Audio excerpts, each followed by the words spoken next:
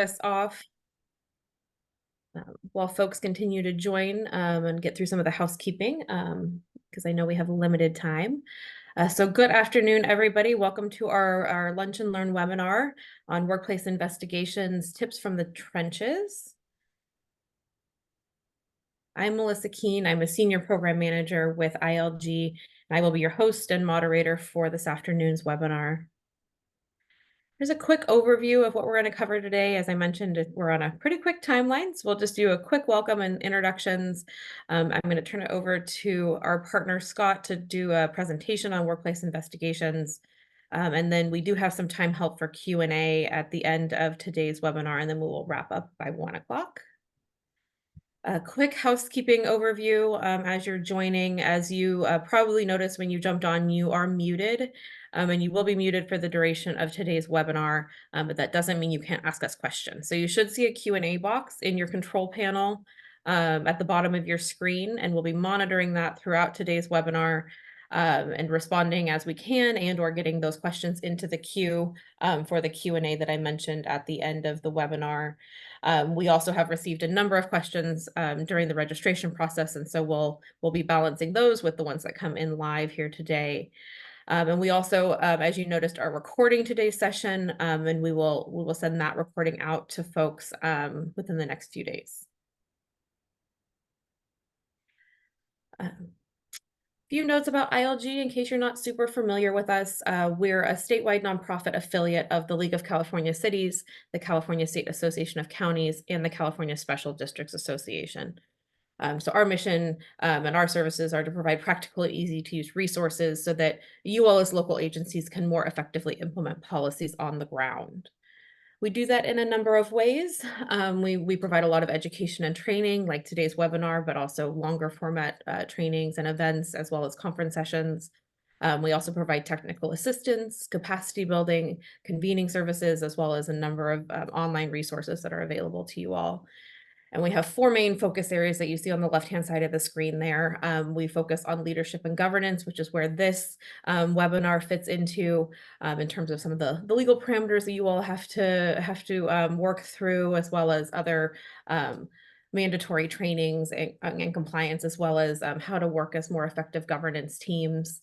We have a program focused on civics education and workforce, so helping agencies navigate some of the recruitment and retention challenges, helping create a pipeline into public service, exploring public sector apprenticeships, and a whole host of other things there. That's a big part of a scaling part of our work right now.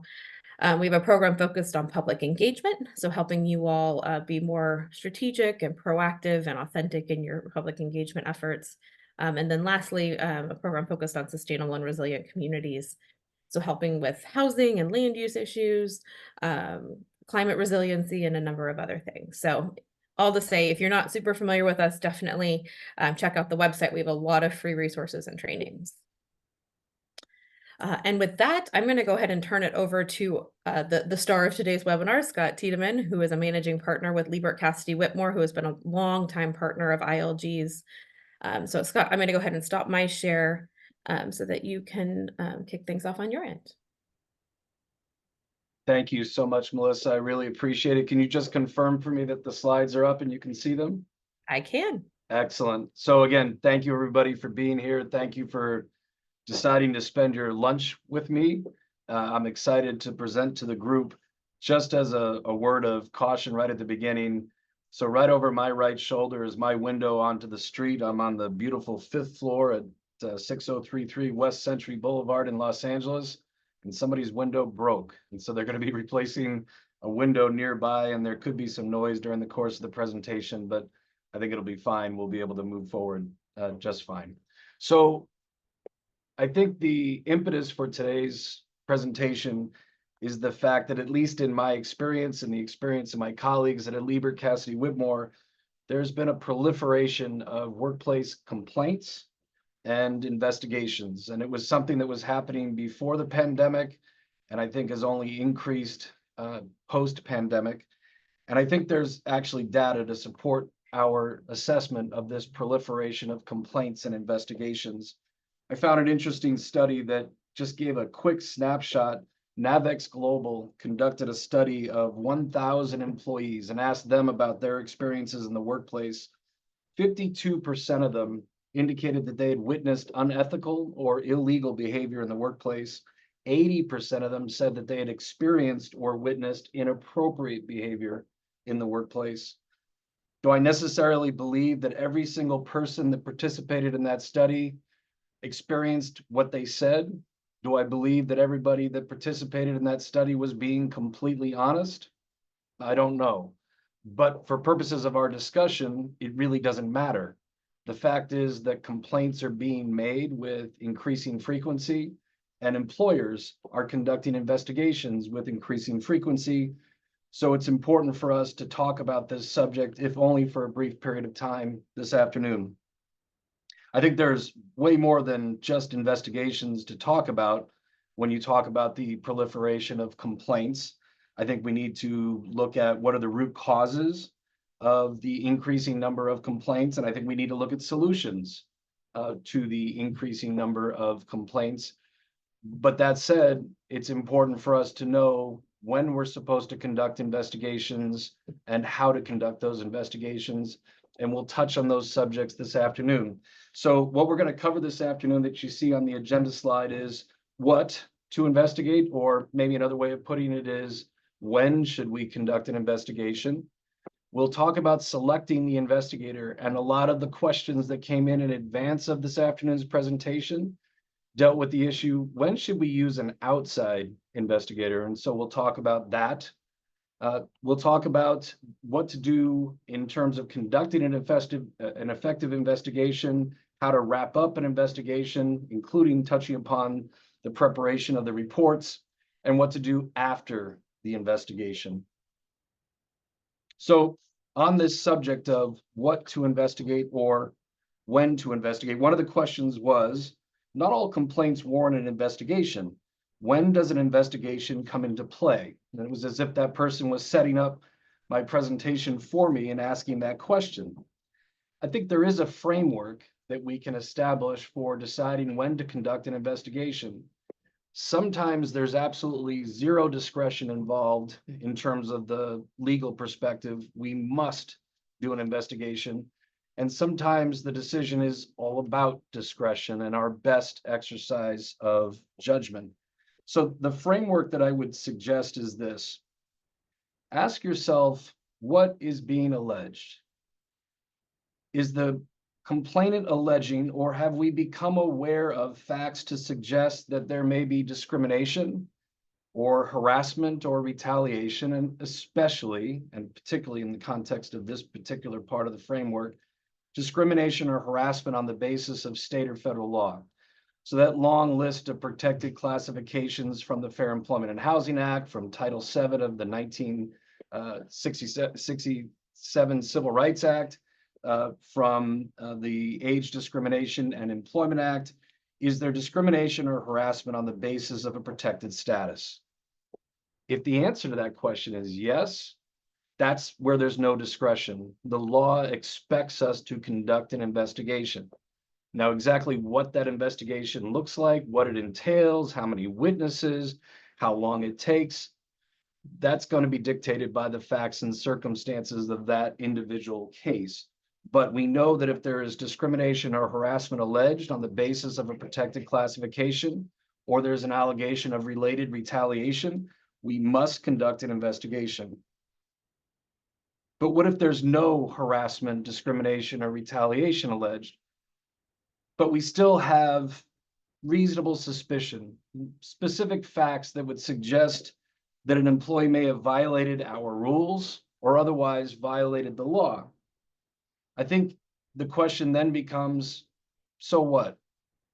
If the person violated our rules or our protocols, if the person may have violated the law, albeit not in the way of discrimination or harassment, we ask ourselves, so what? Is that person going to be disciplined to an extent that they would have a right to appeal? Are they going to be terminated? Are they going to be suspended or otherwise have their pay reduced? then that would probably weigh in favor of conducting an investigation because we'll need the evidence to support our decision-making around the discipline. So if there's no harassment or discrimination or retaliation alleged or suspected, but we do suspect a violation of rules or regulations of the law, and we would impose discipline, then there's a greater likelihood that we're going to need to conduct an investigation to gather the evidence that we need to support our decision-making. What if there's not harassment, discrimination, retaliation, or the possibility that the person violated rules or regulations that would cause us to discipline them in a serious way? Then it really does become a judgment call. Is there a policy reason why we would want to conduct an investigation? We may want to conduct an investigation to conduct assessment of whether or not there is improvement needed for our organization, or maybe in the sense that we want to build and maintain public trust. So on that end of the spectrum, we're looking at whether or not our best judgment suggests that there should be an investigation. And again, I apologize for the noise. Nothing that I can do about it at this point. One of the questions that was asked is, what if a city, so any of you on the call, what if a public agency refuses to follow its own set protocol on workplace harassment? It is really important that in advance of these types of issues coming up, that we have policies in place. And that when we have those policies in place, that we follow them. Because the law both requires that we have the policies in place, and second, the law, in the case of harassment, discrimination, and retaliation, the law requires that once we have those policies in place, that we follow them. And so if a city ignores its protocol on conducting an investigation into alleged workplace harassment, there could be real liability concerns. Let's take a look at a scenario that we dreamed up here that is based upon our experiences. Employee Edward works for the city of XYZ and has received marginal performance evaluations the past 2 years. Edward knows that there's another evaluation coming up. Manager Mike is planning on letting Edward go.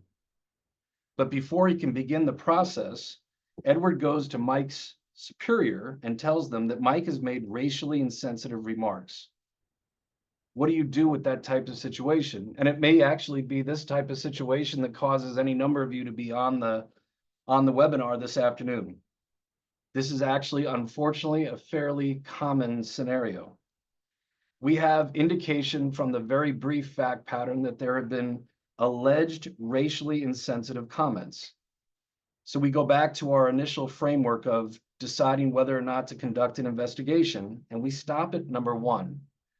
Is there the possibility, is there an allegation of potential discrimination, harassment, or retaliation? And here, there's an allegation of potential discrimination or harassment.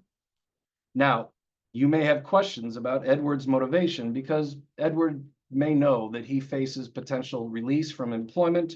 Edward knows that he's gotten bad evaluations to this point in time. His motive doesn't dictate whether or not we do an investigation. His motive may come into play in weighing his credibility, something that we talk about later on as we assess the credibility of the allegations that he's brought. But I think we still conduct an investigation in this situation. No case or statute is going to precisely say that. However, the statutes do say that an employer has an obligation to take reasonable steps to prevent harassment or discrimination from happening. And what that means is we need to have a policy, follow that policy, and conduct investigations. The way that this very brief scenario is laid out, it suggests that Edward might even be an at-will employee. That is, somebody that can be released with or without cause at any time, with or without notice. And so as an employer, you might think, if I don't need to have cause to let him go, and he's got poor performance evaluations, might I still then be able to let him go and not be concerned about conducting the investigation? I think best business practice would still suggest you put a pause on the termination proceedings, whether they involve due process or whether this is an at-will employee, and you conduct an investigation to determine what the facts may be before you proceed. There's a famous case, Cotran versus Rollins Huddig Hall, that involved an at-will employee in the private sector. And in that case, he filed a lawsuit challenging his dismissal as a violation of the employment contract that he had entered into with his corporate employer. And he said that his corporate employer had violated the covenant of good faith and fair dealing. And in that case, then the court established some key standards for what constitutes a good investigation that can support an at-will termination. Because the court importantly said, even in the case of at-will employees, the employer should not be held to a determination that the allegations that supported their decision were in fact true, but rather the process that caused the employer to reach those determinations was a fair one. So the court said that the investigation that is conducted should be supported by substantial evidence that is gathered through an adequate investigation. That's a direct quote.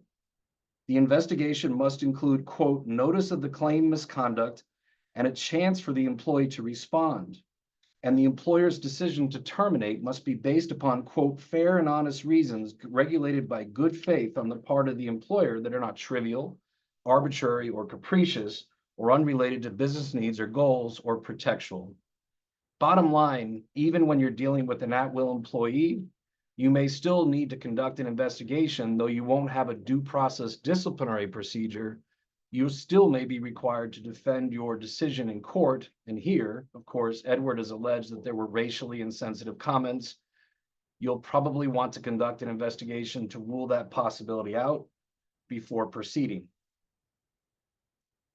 Now, as I mentioned, and we're moving through this fairly quickly given the short period of time that we have, if you've made the decision to conduct an investigation, either because under the first prong of that test, you have no discretion, it involves discrimination, harassment, or retaliation, or you've made the decision that you're going to dismiss an employer, impose serious disciplinary action, and therefore you need to conduct it because you need the evidence to support your decision, or even if you just think that there is a good business reason to conduct an investigation, you will then soon be confronted with the question, well, who should investigate?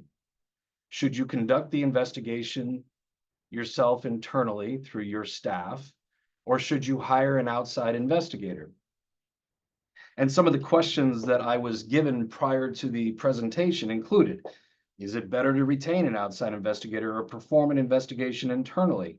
When should you send an investigation to an outside investigator? So I'm thinking along the same lines you are. Here are the factors that I think you should take into consideration in deciding whether to conduct an investigation internally or send the investigation to an external investigator.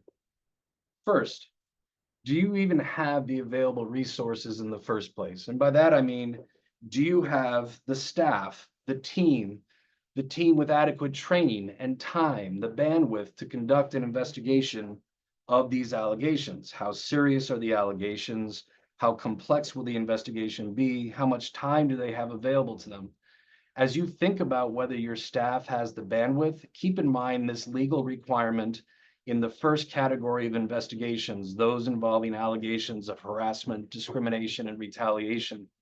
The law, both state and federal, requires that we conduct the investigation promptly and that it be conducted in as efficient a manner as possible in order to bring a conclusion to the investigation as quickly as is reasonably possible. So does your team have the bandwidth to be able to do that? If yes, then we may consider doing it ourselves in-house, subject to certain additional qualifications. If you don't have the bandwidth and you need to get the investigation done, then we're going to move on to conducting an external investigation. But if you have the bandwidth, then the question becomes, how high are the stakes? Even if they have the bandwidth, how sensitive are the allegations? If this is, for example, an elected, is it a member of a city council or a legislative body? Is it another elected official, a member of an appointed legislative body? Is this the CEO, the city manager, the county CAO? Is this the district manager? If it's the CEO, that would probably weigh in favor of conducting an outside investigation. Even if it's not the CEO, Is it a top level manager? Is it the human resources director? Is it the finance director? Then that's probably going to weigh in favor of conducting an outside investigation. How interested is the public in this investigation is something to consider in terms of how high are the stakes. Then if we make the decision that we could still probably conduct this investigation because the stakes aren't that high and the people that are involved don't involve electeds or the highest level managers in our organization, the question may then still be, are there conflicts of interest that would prevent our internal staff from conducting the investigation? Will there be questions about the impartiality of the investigator? Perception of fairness, whether it is right or wrong, is really important. The perception itself, as you've often heard, can be as important as the reality. Something to also take into consideration is what's the likelihood that there may be litigation as a result of this? If there's a high likelihood in your mind that there may be litigation, then you may consider hiring an attorney investigator because of the attorney-client privilege and your ability for at least a period of time to maintain the confidentiality of the investigation. Whatever you decide, and especially if you decide to use an outside investigator, then please keep this in mind. If you use somebody outside of your organization, you basically can only use two categories of people outside of your investigation to conduct the investigation. That is an attorney or a licensed private investigator. An attorney who is conducting an investigation as part of their practice of law is legally authorized in California to conduct a private investigation for an employer. And otherwise, a person must be a licensed private investigator under the Business and Professions Code. If you use internal staff, that's absolutely fine and legally authorized. Just be sure that if you use an outside investigator, either they are a licensed attorney, not that they went to law school, they have to have not only the graduation from law school, but they have to have that active bar license, or they must have a private investigator's license. As we look at who would conduct an investigation, whether internal or external, these are some of the considerations that I'd like you to take into account. And look, it's a sliding scale, isn't it? It's a sliding scale in terms of how important any one of these factors may be, depending upon how high the stakes of your case may be. Is this a termination case? Is this a case that's likely going to end up in court? Is this a high public profile case? Is this a case that involves really technical or highly complex issues involving financial records, for example, or tech issues involving computers? On this sliding scale, these factors will have varying amounts of weight depending upon what's involved, but you'll want to take into consideration the employment level of the investigator. Generally speaking, if you're using internal staff, you don't want a lower ranking member of your organization to be put into the uncomfortable and likely ineffective position of investigating somebody that is higher in the organization than they are. Their credibility. So in that sense, what are the allegations? Have they been the subject of these types of allegations themselves? What is their relationship to the accused, to the complaining party? What is their training and experience?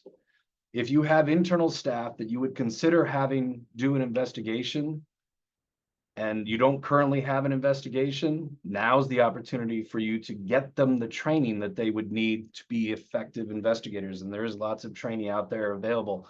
You could get it from Lieber Cassidy Whitmore. You could get it from AWI, the Association of Workplace Investigators. But make sure that you take advantage of now in order to get your internal staff the training that they need. What are the time constraints? What's the bandwidth? What are the political concerns? What's the personality of the investigator? Are they somebody that has the ability to remain level-headed and to make fair judgments, or are they somebody that tends to jump to conclusions? What's their writing ability is going to be a very critical consideration. Is the investigator somebody that's a good writer? Do they have the ability to conduct video investigations, for example, video interviews? And if you're looking at an outside investigator, take a look at their location. Are they going to conduct the investigation remotely? Will they be on site? What are their rates? If I may say, I know that rates are an important consideration. But the higher the sensitivity of the case, the less the rates should matter. The higher the sensitivity of the case, the less the rates should matter. The more important it is that you get the right investigator, not the least expensive investigator. And furthermore, you have to also know that there's constantly going to be pressure, especially at the outside of the investigation, to get it done. And that's not just the legal requirement that we get investigations done promptly. That may be in some cases the political pressure, the political or the pressure from higher ranking officials of an organization to get an investigation done fast. We need to be prompt, but we can't go so fast as such that we make the wrong decision to hire the wrong people. We need to let the investigation be conducted in a reasonable amount of time. So here's another scenario. Manager Mark has overheard rumors of a petty squabble between employees Rita and Larry. Larry and Rita are coworkers and have the same job duties, but Rita believes Larry gets more praise and better assignments than she does. In response, Rita singled out Larry and has started making inappropriate comments about Larry's national origin to other employees. When Larry heard about this, he started calling her Retaliation Rita. Months later, Fred goes to Mark, the manager, and complains about Rita and her inappropriate discussions about Larry and other employees. So we ask ourselves in this case, first of all, do we need to even do an investigation? Somebody might immediately zero in on the fact that there's a petty squabble that exists between Larry and Rita and say, this is a workplace dispute. We just need to get it resolved as quickly as possible. And they wouldn't do an investigation, but I think that would be a mistake. Yes, we need to do an investigation. Rita's provided some indication that she believes that Larry gets preferential treatment. Based upon what? Gender, based upon national origin. There's some indication of preferential treatment, which is another way to say disparate treatment or discrimination. Rita makes inappropriate comments about Larry's national origin, which is another way of saying harassment based upon national origin. Larry uses the magic word retaliation and calls her Retaliation Rita. I think he's using the word incorrectly. She's not retaliating. She may be harassing. Still, what we have now is this information about discrimination, harassment, and retaliation.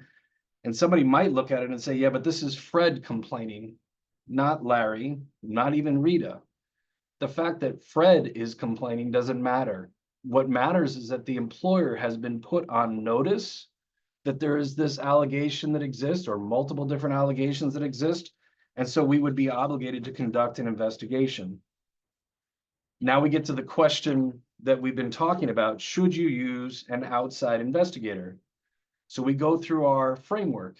First of all, does our internal staff have the actual bandwidth to be able to conduct a timely investigation? If not, we know we got to get this investigation done promptly. So more likely than not, we're going to hire an outside investigator. But if they do have the bandwidth, then we begin to ask the question, how high are the stakes? Is this a really sensitive case? It doesn't really seem like it. These seem more like line level employees. How interested is the public? There's no even indication that the public knows about this. Are there conflicts of interest? There's no indication.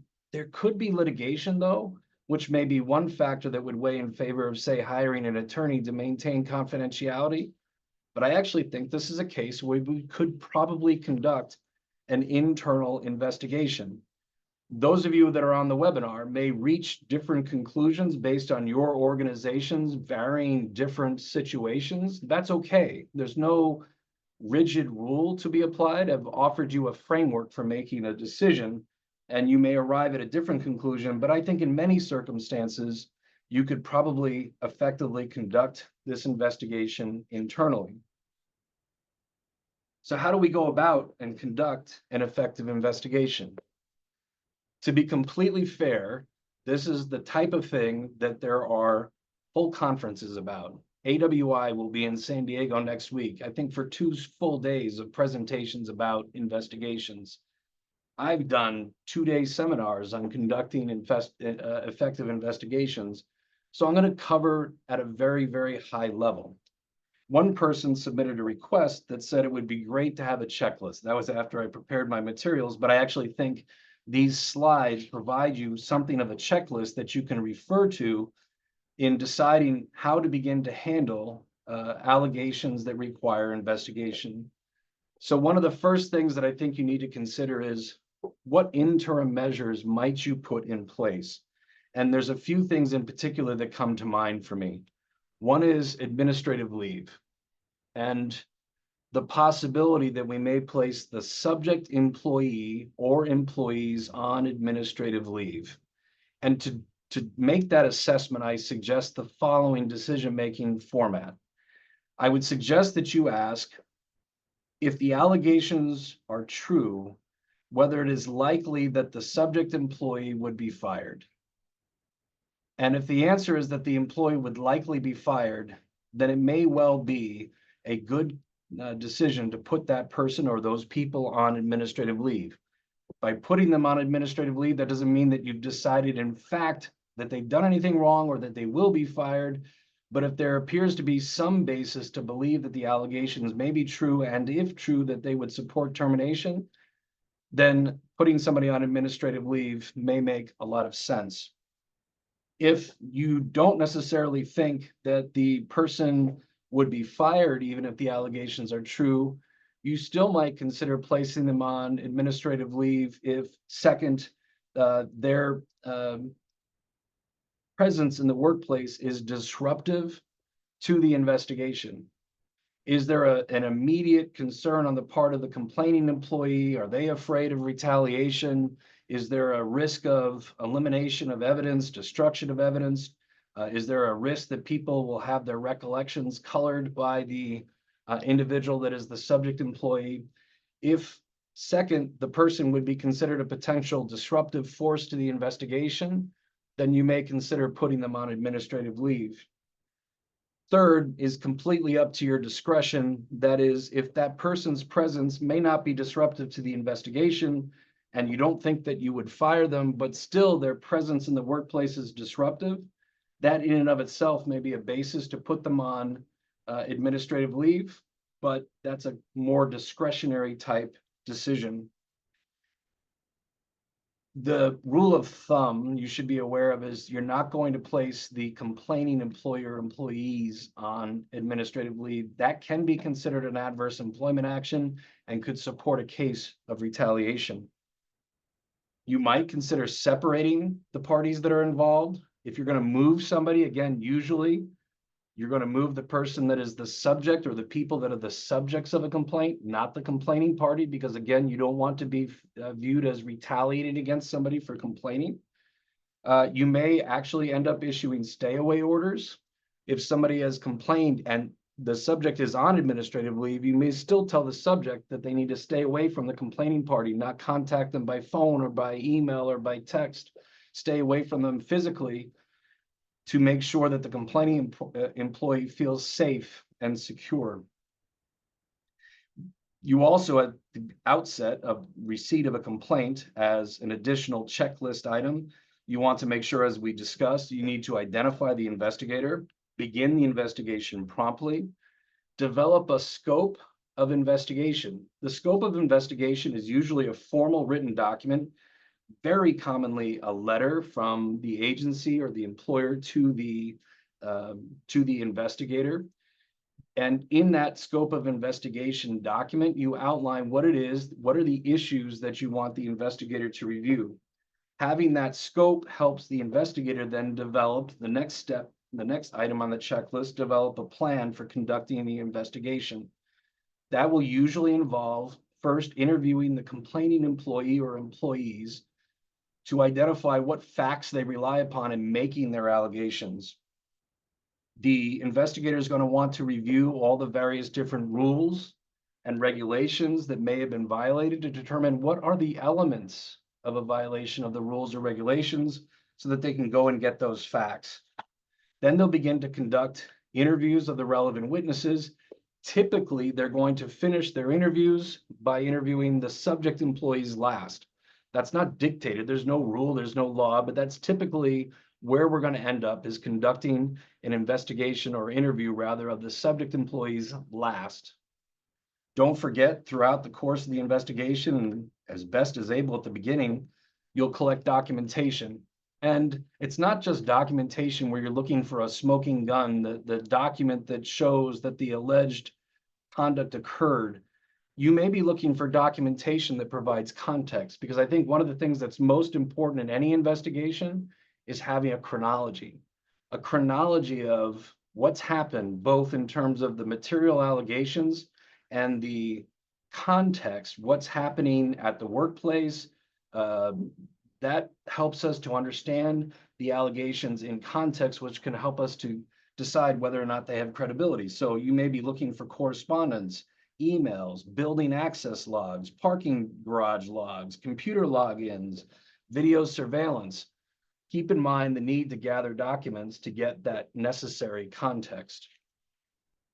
Then in your checklist, and we're asking ourselves, what does a fair investigation look like as we apply that standard from the Cotran case? We may look at, with regard to confidentiality, making sure that we don't make over promises. We don't tell people that this will be maintained in confidence forever and nobody will ever see it. We can't promise that. What we can tell people is that we will act as confidentially as we can and be as discreet as possible. But people have to understand that potentially in the case of litigation or discipline in particular, their information, their identities may be disclosed. So please don't promise confidentiality when you can't. Make sure that you are prompt in your start of the investigation, prompt in your completion, and we'll talk about communicating the results of the investigation. The Civil Rights Department in California has actually published a guide. And so if you go to the Civil Rights Department website, you can actually get a copy of their guide for how they say they want you to conduct an investigation into allegations of harassment, discrimination, and retaliation. And in that, they talk about the types of questions that they would like you to ask or not ask, and they'll talk to you about how you weigh credibility of witnesses in ultimately reaching a conclusion. So for example, they suggest that your questioning should be open-ended, not an interrogation, not Perry Mason cross-examination style, but rather open-ended questions to give everybody, the witnesses and the subject in particular, the opportunity to get their side of the story out. They list 9 credibility factors at the Civil Rights Department in their guide. They list 9 credibility factors that they'd like you to take into consideration. I'll cover them quickly. Keep this in mind. Some employers make the mistake in a case of harassment or discrimination of reaching a conclusion that it's basically what has been traditionally called a he said, she said. One party says this, another party says that, and based on the fact that it's a so-called he said, she said, we can't reach a conclusion, and so the allegations are not sustained. The Civil Rights Department actually says you must, as a matter of policy, you must make a determination that one person is more credible than another. You must, if at all possible, reach a conclusion whether the preponderance supports or doesn't support an allegation. So here are the 9 factors that they say that you should use in order to evaluate the credibility of a witness. The inherent plausibility of what somebody's saying. Are the potential facts that a witness has put forward reasonable? Does a person have a motivation to lie? And I actually think this is something to be very careful about. Don't simply determine that because the subject employee would want to avoid getting in trouble, that they therefore have a motivation to lie, and that they're therefore less credible than the accusing party. Go deeper than that. And it depends upon the case, of course, what that means to go deeper, but don't just rely upon that. Corroboration. So can the facts that a witness has put forward, or the subject or the complaining employee put forward, can those facts be corroborated? Maybe that documentation that you gathered will help corroborate where they were, when they were, who they were talking to, what they were talking about. Corroboration is important. Fourth, the extent to which a witness who purports to be knowledgeable about a fact, the likelihood that they were actually able to perceive or recollect or communicate about a matter effectively. The fifth is a person's history or their reputation for credibility or dishonesty. The 6 is their habits, their consistency. The 7th, did they make inconsistent statements during the course of their interview? 8th, the manner of their testimony. How confident were they in putting forth their account of what happened? 9th, demeanor is something else to be considered, although with a word of caution, demeanor is something very hard for most people to determine in terms of whether or not somebody is telling the truth. And somebody actually put in their questions a question about what role cultural differences may play. I think you need to constantly be sensitive to what role cultural differences may make in terms of how people related to one another in the workplace, what somebody determined to be offensive, how somebody answers questions, what you perceive to be their demeanor. I think we constantly need to be sensitive to what cultural differences may mean for an investigation.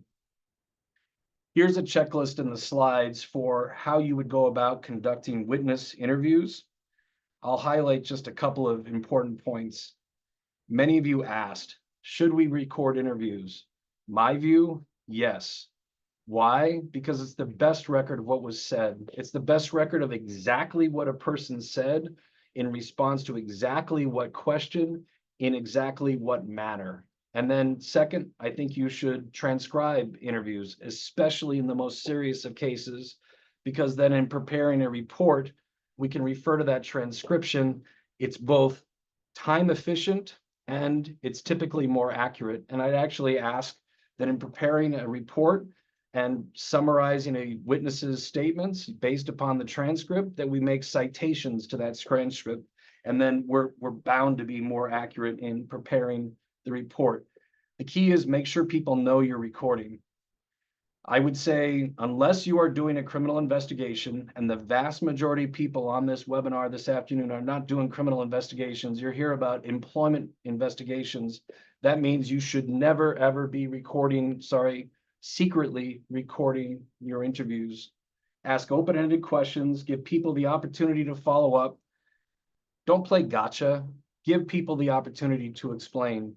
If you feel like somebody gave you an inconsistent statement, you may want to go back and pick at that a little bit to make sure that you fully understand what it is that they've said.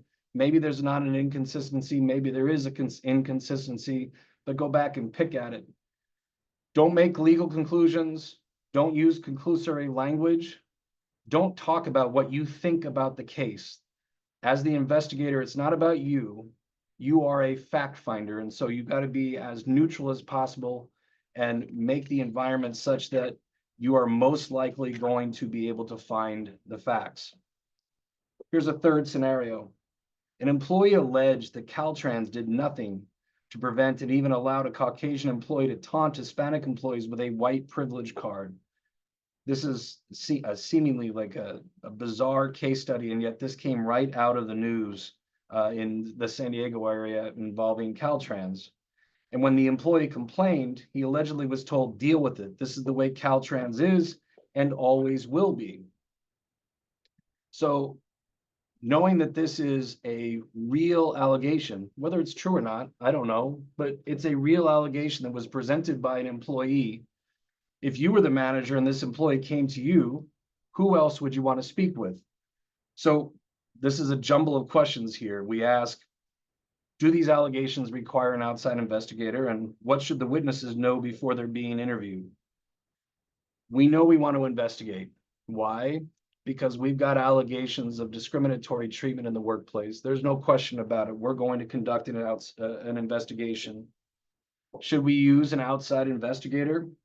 This, to me, seems like a potentially explosive issue. In fact, it made the news.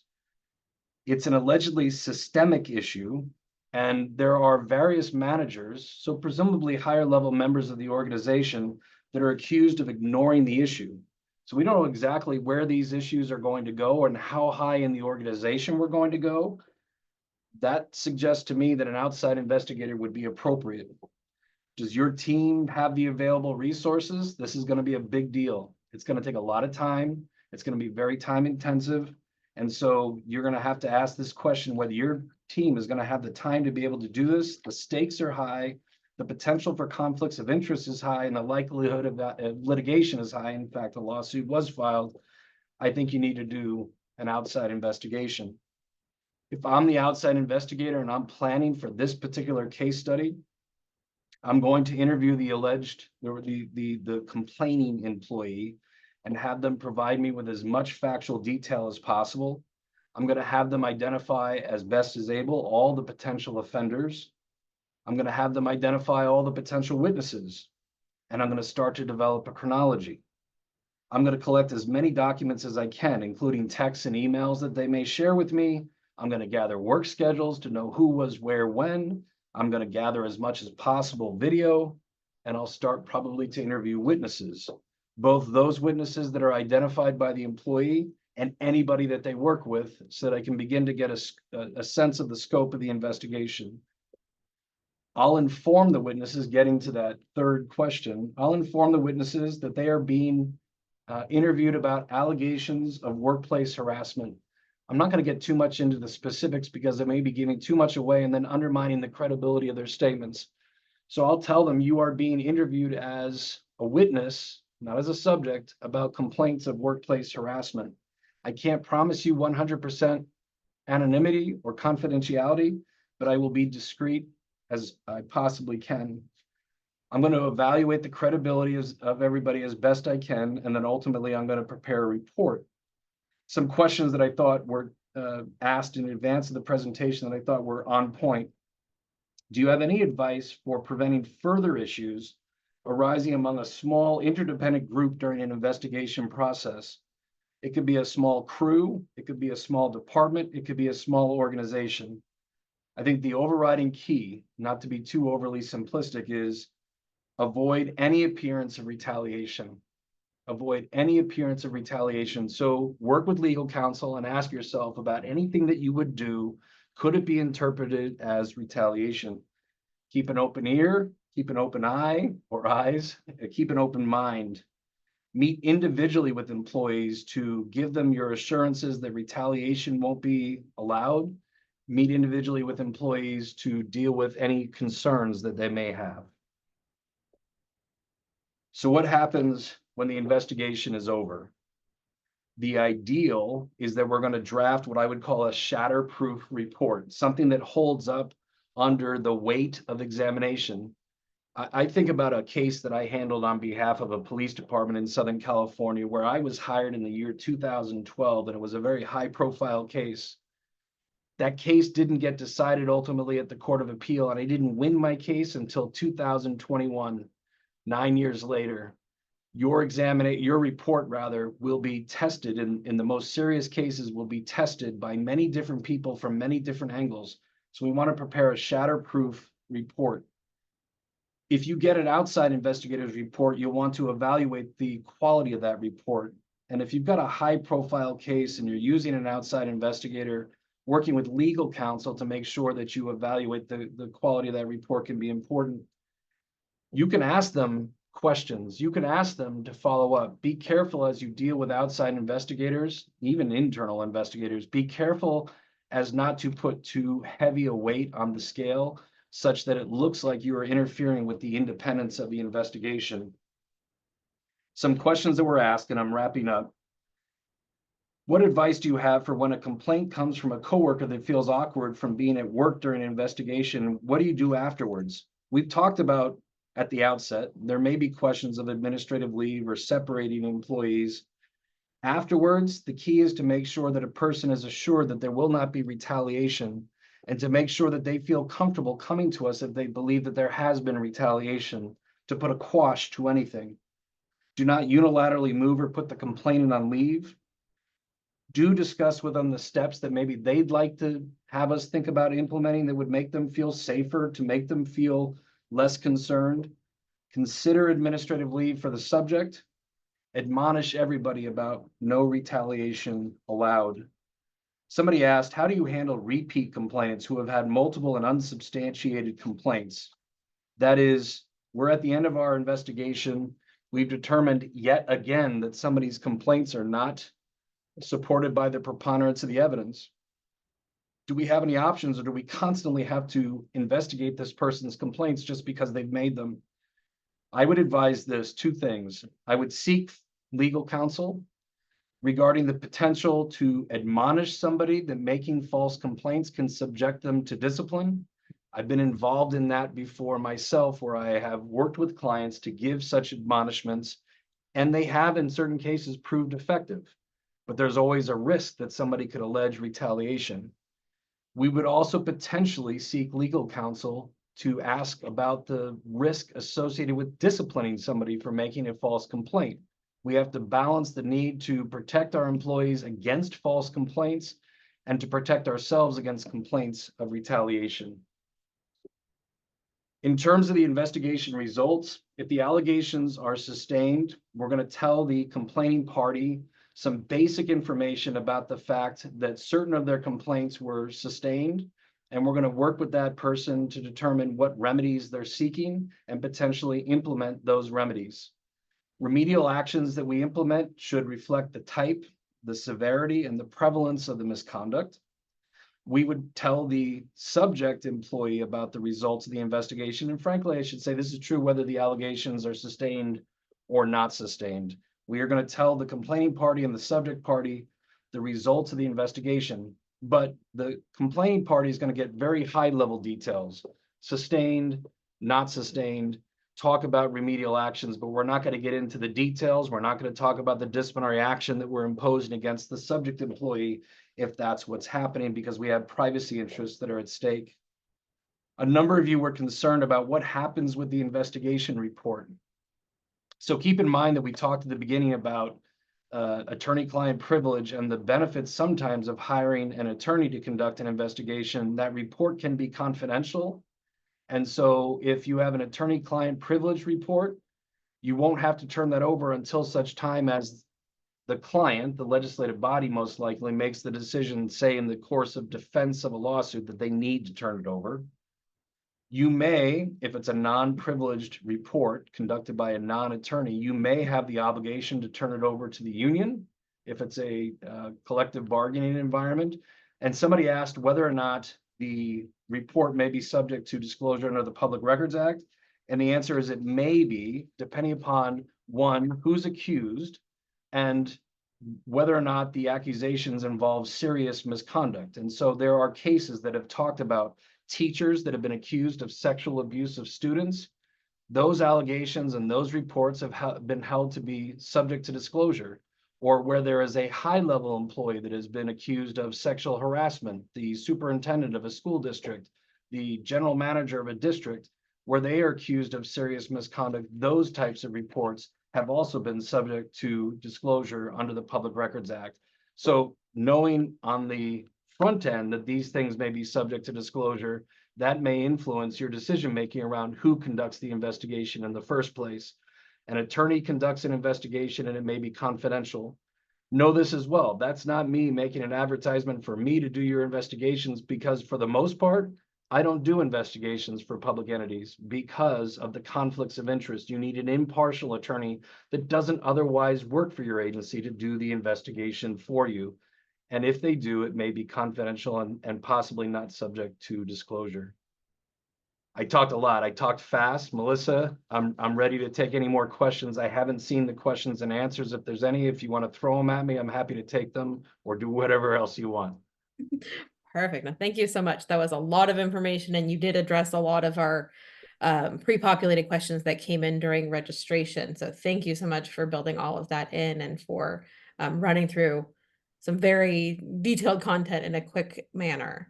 I think we've got time for a couple of questions that I've seen come in during this session. So I'm just going to jump in.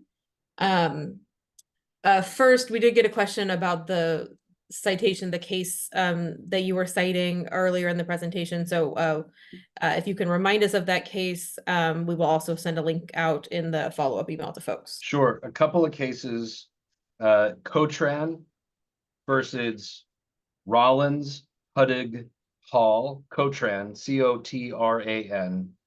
And I thought I had in my notes the actual case citation, but you'll find the Cotran case very easily, and Melissa, I'll get that cite for you. Perfect. Another case that I didn't specifically mention, but it has to do with the attorney-client privilege and its attachment to a report prepared by an attorney, is the City of Petaluma versus Superior Court case. City of Petaluma versus Superior Court, that's a 2016 case, 248 Calab 4th, 1023. Perfect.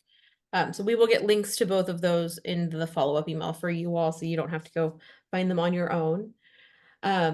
You also mentioned a few recommendations in terms of resources and things like that, checklists and other things. We had a couple of questions come in around any samples of policy and procedure manuals or template policies or anything like that. Do you have any recommendations that you can point folks to, or any organizations that might have them? Yes, so I would say three. One, I would say the Department of Civil Rights, or the Civil Rights Department, I should say, State of California. You go to their website, and when you go to their website, they actually have I'll stop sharing. They have a guide that they publish regarding harassment complaints and their expectations regarding the investigation of those complaints. And they list out, for example, the 9 credibility factors. So go to the Civil Rights Department website. 2, the Association for Workplace Investigators. You can go to their website. You can identify what training they provide. For example, a couple of my partners, or my partner, Maureen Jacob, and senior counsel Leighton Henderson will be presenting at their conference next week in San Diego. I know that they have material, and you can send your employees to their training to get them certified.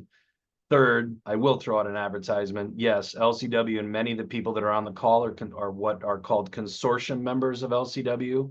And we do have sample notices, checklists, et cetera, that are available to our clients as consortium members or otherwise. So we also have a lot of material that we can share. And if anybody wants to reach out to me, I'm happy to point them in the right direction. Perfect. We will also get links to those out.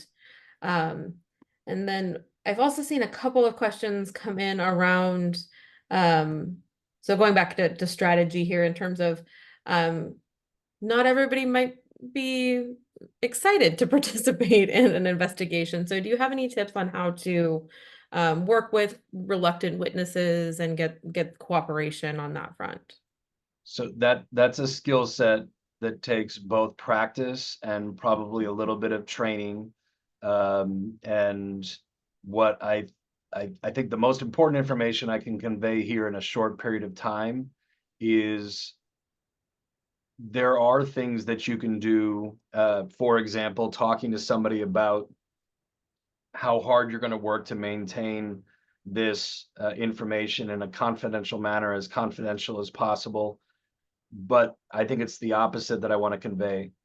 Don't bend so far over backwards to make somebody feel comfortable that you then undermine the effectiveness of your investigation. That's the mistake that I see far too often with rookie investigators, I'll call them, is that they work so hard to make people feel comfortable, including the subject of the investigation, that they make statements about how important or not the allegations are, whether or not the evidence supports the allegations, whether or not somebody's going to be in trouble. Don't do that. So it's an art and a science. It's an art and a science. More Perfect. art. Okay, so I do see that we're pretty much at time, so I'm going to just go ahead and put our PowerPoint back up one more time to share some ways to keep in contact with us. So quick plug for our social media channels and a newsletter. This is how you can stay on top of resources we put out or additional trainings. So please join that if you aren't connected already. Quick reminder that we did record this, and we'll be sending out that recording along with the materials and all of the links and case law that we just mentioned within the next few days. And then I'll leave this up for just a second in case, again, you need to reach out to Scott or myself following today's webinar. I know we didn't get to all of the questions. We had a very short time frame, and so we got to as many as possible. But if we didn't get to your question, my apologies, and please feel free to follow up, and we will get answers as much as we can to you all in a short turnaround. So With that, I want to say thank you to Scott for joining us and for sharing all of your expertise and years of experience in this space. It's a very complicated subject matter that you did a fantastic job of paring down and sharing some tips with us in a short period of time. And thank you to our attendees for spending your lunch hour with us. But Scott, any final remarks or thoughts before we let everybody go for the afternoon? Only to suggest, don't hesitate to reach out to me. We'll get you the information that you're requesting, and thank you for the opportunity. I truly appreciate it. What a great resource you provide. Thank you. Thank you so much and have a great afternoon, everybody.